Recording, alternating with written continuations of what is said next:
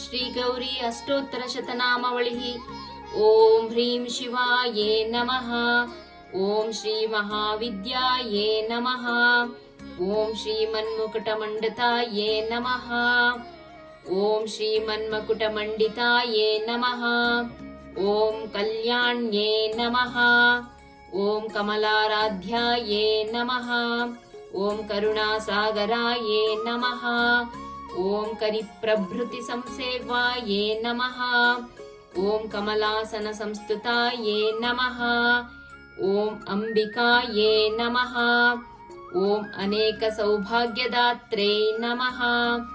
ॐ आनन्दविग्रहाये नमः।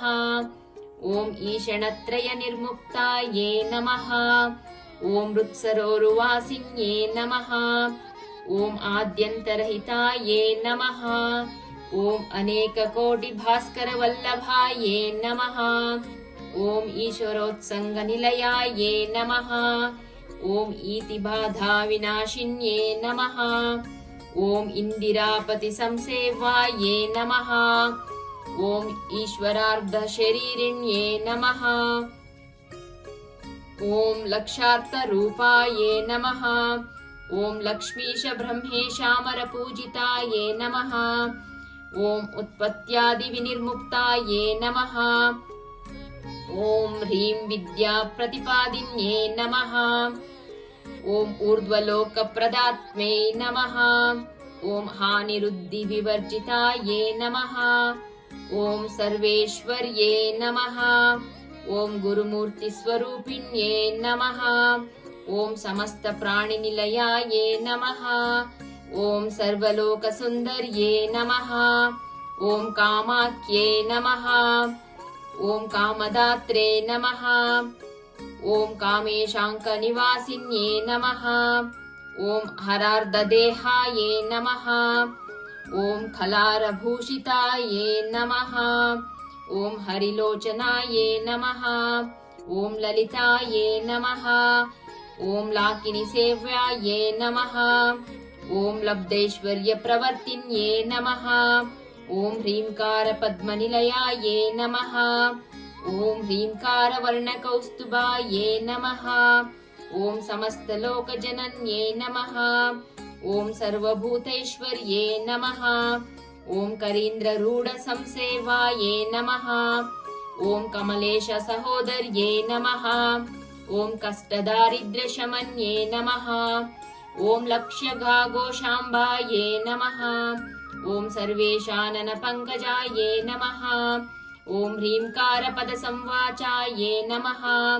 ॐ ह्रीङ्कारबिन्दुलक्षिताये नमः। ॐ एकाक्षर्ये नमः। ॐ एकरूपाये नमः। ॐ ऐश्वर्यफलदायिन्ये नमः। ॐ कारवर्णनिलयाये नमः। ॐ औदार्यादिप्रदाये नमः। ॐ गायत्र्यै नमः। ॐ गिरिजाकन्याये नमः। ॐ गूढार्थबोधिन्ये नमः।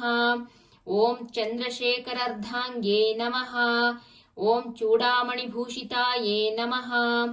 ॐ जाजी चम्पकपुन्नागकेतकी कुसुमार्चिताये नमः। ॐ तनुमध्याये नमः। ॐ दानवेन्द्रसंहृत्यै नमः। ॐ दीनरक्षिण्ये नमः। ॐ स्वधर्मपरसंसेवाये नमः। ॐ नारायण्ये नमः। ॐ नामरूपविवर्जिताये नमः। ॐ अपराजिताये नमः। ॐ परमानन्दरूपाये नमः। ॐ परमानन्ददायिन्ये नमः। ॐ पाशाङ्कुशाभयावरविलसत्करपल्लवाये नमः। ॐ पुराणपुरुषसेव्याये नमः।